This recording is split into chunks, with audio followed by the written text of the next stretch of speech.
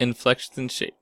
So here are objectives for today's lesson, right? The main idea being, in this lesson you should understand what concavity means and what inflection point is, and then how to find them, given either the function or the prime or given the second derivative. So let's kind of get into it. What is concavity? Concavity is the shape of the graph. Specifically, when it's opening up, we call that concave up. So concave up is when your graph is opening up.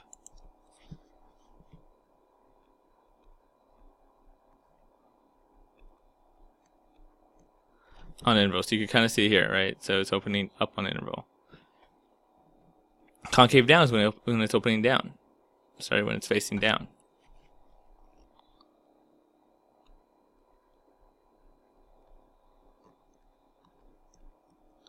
On interval. A lot of people see this as like holding water. Like this one could hold water, this one can't. Like if it's a bucket or something, right? So that could hold water if you can draw it. And a little water. This one, that can't happen, right? It's gonna fall out. So that's the main idea of concavity. It's about the shape of it. If it's opening up, opening down, concave down, right? Hopefully kind of simple idea. Now what's an inflection point? It's where those two pieces meet, right? So it's opening up, then there's this point right here, then it's opening down. So it's where the concavities meet. It's called an inflection point. So how do we do this using mathematics? Well, let's actually backtrack a little bit. In our last lesson, we talked about increasing and decreasing functions. And that all came from the first derivative, right? We said the first derivative equal to 0 or undefined. And that gave us our critical points. Right, then we did a sign chart at the critical point. And if your first derivative was greater than 0, it's increasing. If your first derivative is less than 0, it's decreasing. Right, so that's how you could tell increasing decreasing by doing the first derivative. Concavity is going to be done the same way. Only difference is we're going to do it using the second derivative. Concavity. So this means first we find, well, choose our critical points, but now since it's our second derivative, we're going to call them possible inflection points. Well, we're going to take the second derivative, set equal to 0, or undefined, just like we did before, but now we're going to call these possible inflection points because that's what they are. They're possible inflection points. We'll talk more about what makes it an inflection point, what makes it not an inflection point. And then we'll do a sign chart with that, right? Just like we did last time, we'll do like a little sign chart for our value. Now, this time, when we do our test points, we're going to plug into the second derivative because it's a second derivative test. It's the second derivative we're talking about here. And just kind of like before, if you get a positive, this time it's going to mean concave up, positive up. And then if you get a negative, second derivative, it's concave down.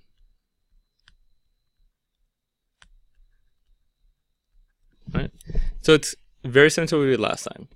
If you take the second derivative and get a second derivative greater than 0, is concave up. Second derivative less than 0 is concave down. How do you find this inflection point where it switches concavity from concave down to concave up? You set the second derivative equal to 0, and that might be it, or undefined. That's a possible way of getting it. Again, we'll talk about what makes it an actual one in a bit. But that's kind of the general idea. Just like we did increasing, decreasing, same idea from concavity.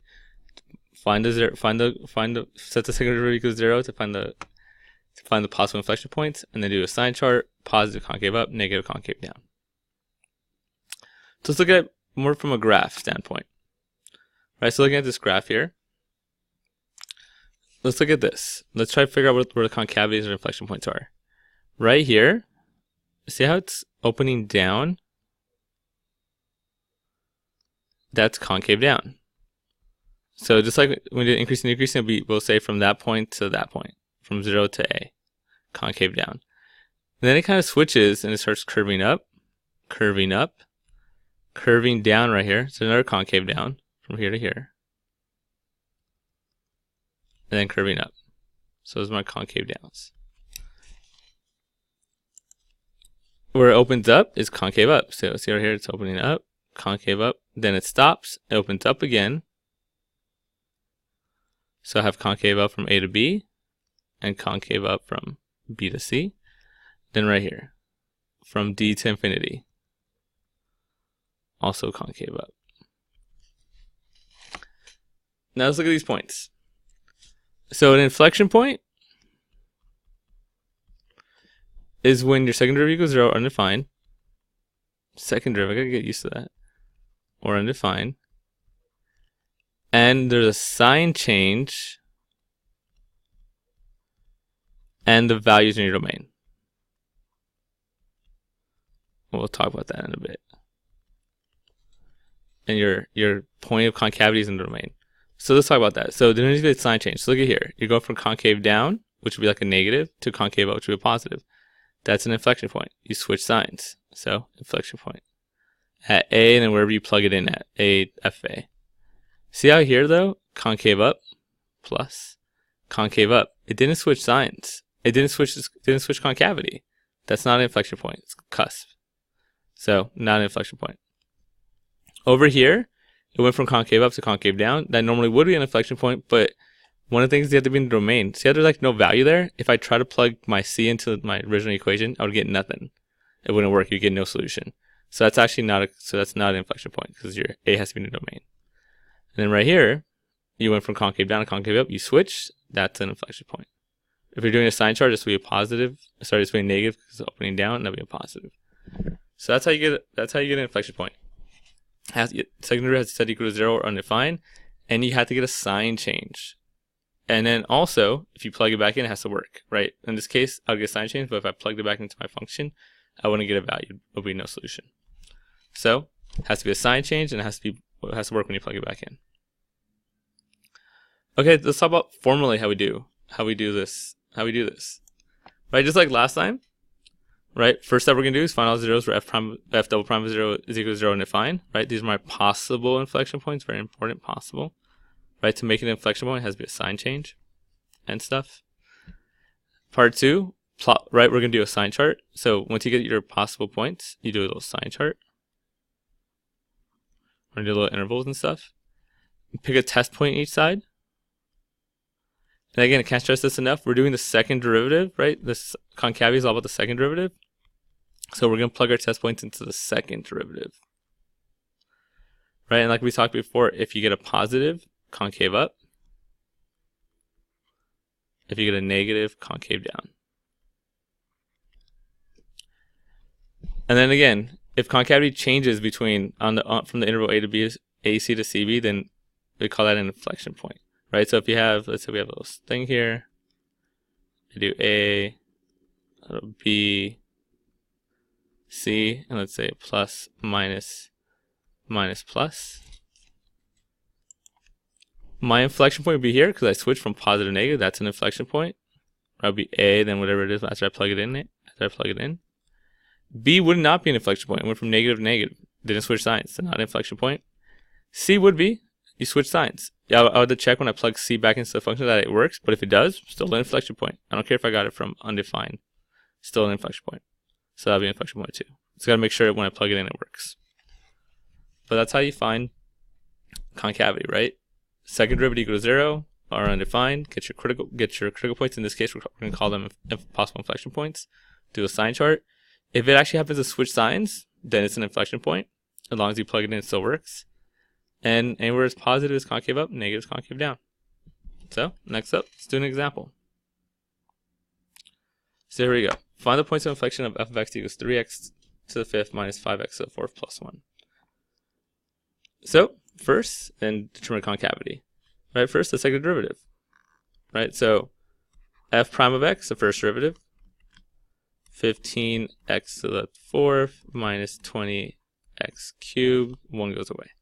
If I want to do increasing, decreasing, I'll find the critical points here. But I'm looking for concavity. So let's keep going. Let's take the next derivative, right? Take it again. 60x to the 3rd minus 60x squared. Right, so that's my second derivative. Next, let's find the possible inflection points. Set equal to 0 and factor.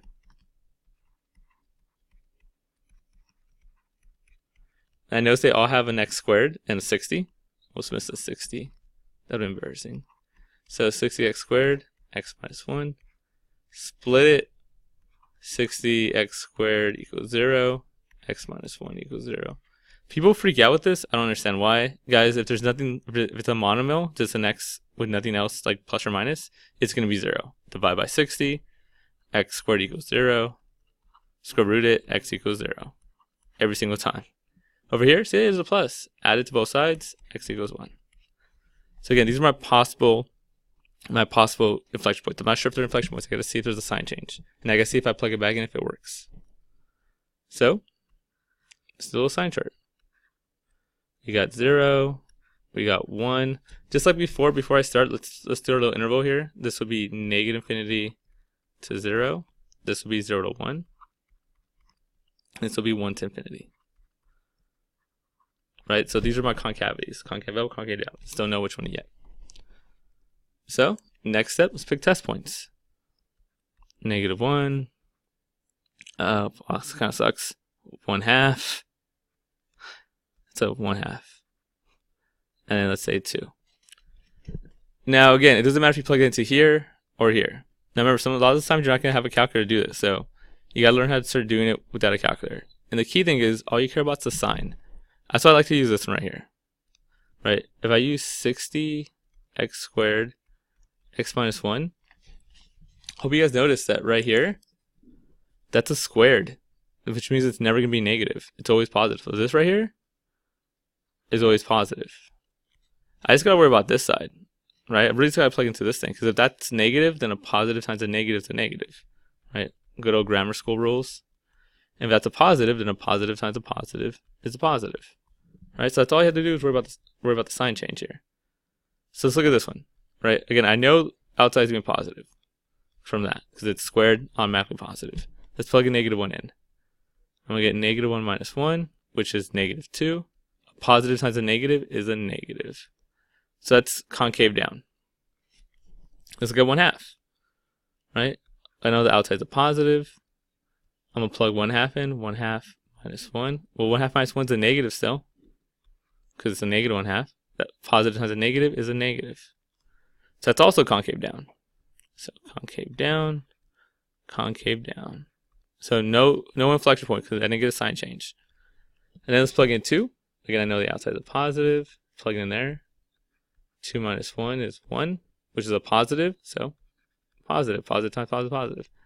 Concave up. And I have a sign change. Woo! Got an inflection point now. Right, because we switched signs, so we have an inflection point. So my inflection point happens at x equals 1. Now the problem here is a lot of times they want the actual point. They're going to say, hey, what's the actual point? So your x is 1. Remember how do you find the y? It's always the same thing. If you want to find the y value, you go back to the original function.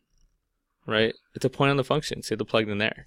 So if I want the y value for an inflection point, we're talking about the function itself, so you plug it in. So 3 to the 1 to the 5th, minus 5, 1 to the 4th, plus 1. Do a little, 1 to any powers is 1, so 3. Same idea, 5 plus 1. Negative 2 plus 1 is negative 1.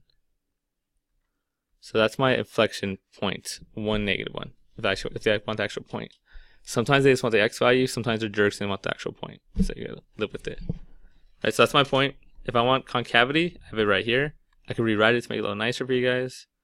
Concave up, I guess not much nicer, is 1 to infinity. Concave down would be these two, negative infinity to 0. Union 0 to 1, right? So that's my concavity. Let's run it back. Let's do another one. So look at this one. F of x equals x to the 5/3. Same idea of finding inflection points, blah, blah, blah, blah. Right? So let's take our first derivative. Bring the 5/3 down, subtract 1 off. 5/3. Right? Subtracting 1, common denominator, 3 over 3. And I get 2/3. Take the second derivative, just do it again, right? You'll bring this down. So remember, when you multiply fractions, so 5 times 2 is 10, 3 times 3 is 9. Subtract 1 off, and I get negative 1/3. So that's my second derivative. Instead equal to 0, so 0 equals 10 over 9, x to the negative 1/3. Now, it's a little important, but I know the answer to be 0, right? It's a monomial. We talked about this right now. No plus or minus, answer to be 0.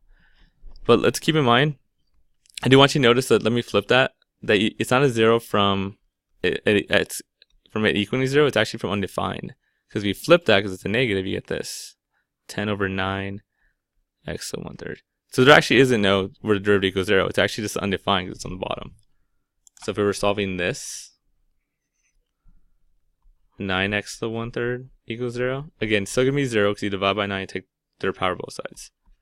But that comes from the undefined. Just how we know. So, but still a possible inflection point. That could still be an inflection point. Not the biggest deal in the world. That's one clarification. So you have 0, right? So my intervals are going to be, it's only one possible inflection point, negative infinity to 0, and then 0 to infinity. As we always do, pick a test point each side. So like -1, 1. Now you plug it in. So again, I don't care if you plug into here, there, or there. It doesn't really matter. I'm plugging here just to be safe, so you can see what happens. But again, it didn't matter. You plugged in there also. Now here's the thing. This is a third root. Third root does do, right? Odd roots do negatives fine. Even roots would make a problem. If I was an even root, I would have no solution. I wouldn't have an increase and decrease right here. But this is an odd root, so it works. I just get a negative 10 over 9. So that's a negative. Concave down. On this side, plug the 1 in. 10 over 9 to the 1 to 1/3. Well, that's just going to be 10 over 9. Positive. Concave up. And then, since I switched signs, we get that's an inflection point. Yay. Right? Switch signs. Inflection point. Now we do want to test to make sure actually it's an inflection point, because I know I have x equals 0. How do we test? Well, it's switch signs, that's done. We got to make sure when I plug it back in, it actually works. So, 0, plug it in, right? Find the y value of the inflection point. This is why they ask you for inflection point, by the way. It's a low test, right? Plug it in. Well, 0 to the 5/3 is 0. So it actually works, right? There's no problem with 0. So I do have an inflection point. It's at 0, 0. So even though that was an undefined value, didn't matter. Still an inflection point. Because on the original graph, it won't be undefined. So that's how you find concavity and inflection points, right? Very similar to what we did last time. This time, find the second derivative, set equal to 0, find your possible inflection points, do a sign chart, right? Pick test points, plug it in, all the same stuff. If you have a sign change, that makes it an inflection point. If there's no sign change, it's not an inflection point. Okay. Let's talk about how you tell the concavity from other graphs. So first, let's say you have the first derivative. Right? How would you tell where the inflection points are in concavity? Well, it's just like always. If this is the first derivative, we're trying to get to the second derivative. Right? So what are the critical points? Here and here, right? Where it's a max or min. Right? It's like we always do. If you're trying to get to the next derivative, it doesn't matter if it's the first to the second, second to the third, or the original to the first. The critical points are your max and mins. So again, you want to treat this like a sign chart. -2 and 0 max values. And then, right, notice how it's increasing. So that's going to be positive because we're trying to get to the second derivative. It's just like doing a chart. It might just be easier to make a graph, actually. Here's -2 out of 0. If it's 0 there. Increasing, so positive. Decreasing, so negative. Increasing, so positive. Right, so before that, positive. In between, negative. After that, positive. And just like always, concave up, inflection point, it's switch signs, yay. Concave down, switch signs, yay. Concave up, inflection point, 2 inflection points. Right, that's the kind of idea. Anytime you want to go from one derivative to the next, it's always just easier, honestly, just to make the graph. And then look at it that way. So you're like, okay, here, where's my critical points? Right there. So my second derivative, it's going to be right there. Decreasing, so negative. Increasing, so positive. So if I was trying to do a sign chart, terrible one, I only have one critical point at 1, right? It's negative, so it's decreasing, so negative, and then it's increasing, so positive. So it'll be concave up from negative infinity to 0, and concave down, sorry, and then concave up from 1 to infinity. And then it switched signs, so there's an inflection point. Yep, yay. So that's the idea. Like anytime, this is true for anything, right? If you're trying to go from one to the next derivative, you're looking for the max and mins, like your critical points, and you could just draw it. And then from there you could tell, okay, positive, negative, positive. What's far more interesting is when you go backwards. Right? Look at this one. Right here they're telling you, hey, here's the second derivative. So based on the second derivative, what's my inflection points and what's my concavity? Keep in mind, right? You're at the second derivative. That's what we've been doing all day, right? Second derivative equal to 0 undefined are your possible inflection points. When that second derivative is greater than 0, it's concave up. When it's less than 0, it's concave down. So I always say treat this like a sign chart already. You have your critical points, the zeros, your possible inflection points, 1 and 2. Right? You have the graph itself. Oh, this is positive. This is negative. Positive. Right? It's actually easy if you understand what's going on. Wait, second derivative? I'm at the second derivative, so the zeros are the inflection points, possible inflection points. Right? Positive isn't up, negative is down. Right? And then you notice it switched signs, so this is an inflection point. It switched signs, so it is an inflection point. Yay for both. Right? This is concave up, which would be negative infinity to 1. Concave down from 1 to 2. Right? So 1 to 2 is concave down. And then concave up again. Right? 2 to infinity and negative infinity is concave up. Negative infinity to 1. Union 2 to infinity. So that's the idea. Right? So you just want to treat it like it's a sign chart. Just look at, again, it really does matter which one you're talking about. If you're talking about the derivative, you're like looking at it. If I'm talking about the original graph, we did way up here. Right? Well, if you look at the original graph, concave up is just the way it's opening. Opens down, opens up, concave up. If you're looking at the derivative, you're like, wait, then if I take the derivative again, I get the concavity. So you're looking for the max and min points. If I give you the second derivative, you're like, wait, I'm here. So where are my critical points? Well, where it's equal to 0 at. Okay, now let's put this all together. So let's look at this one.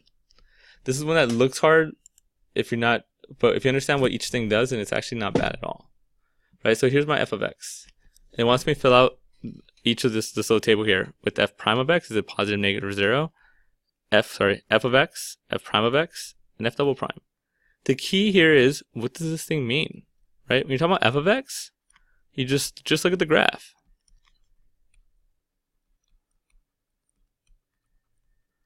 It's just the position.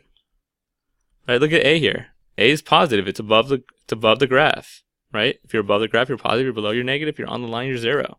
Right? It's this position. The original function is just a position. So A, above the graph, positive. Let's look at B. B is below the graph, so negative. C, it's a little bit above the graph, so positive, above the x-axis, sorry. D is up here, right? Again, still above the x-axis, so it's positive. E is right on the line, so 0. Right? If you know what that means, it's not that bad. You just go, oh, is it above or below the line? Same idea for f prime. Right? Think about, what does f prime mean in what we've been doing? It tells us the increasing, decreasing. That's what it tells us. So all you want to do is look at, is it increasing or decreasing at that point? Look at A. Is that increasing or decreasing? Well, the graph's going down, so it's decreasing, negative. At B, that's the tricky part. Notice that's a max or min. Those are the critical points. So it's not increasing or decreasing. It's like at the very bottom. So it's 0. Right? Remember when we take the derivative, you look for the zeros at the max and min. So it's not increasing or decreasing. C, it's going up. It's increasing, so positive. D, notice again, at a max or min, so 0. E, going down, so negative, decreasing. And then the same thing for this final one here. Second derivative. Remember what that's what we've been talking about all day today. That's concavity. Right? I should have done this here. Increasing is plus, decreasing negative. Right? Concave up. If your graph's opening up, it's plus. If it's opening down, It's a negative. So let's look at, I'm gonna write on this graph a lot more now, right? From here to here, your graph's opening up. So A and B are both positive. The graph's opening up. C is an inflection point. That's where it switches. So that's a 0. Then look at this part. Your graph's opening down from here to here. So those are both going to be negative. Right? Because that's what it means. Concavity is it opening up or is it opening down? Right? First derivative is it increasing, decreasing? Is it decreasing or increasing? And f of x is this, where is it at? Is it above or below the line? Right? If you understand that concept, this stuff's a breeze. And that's it for today's lesson.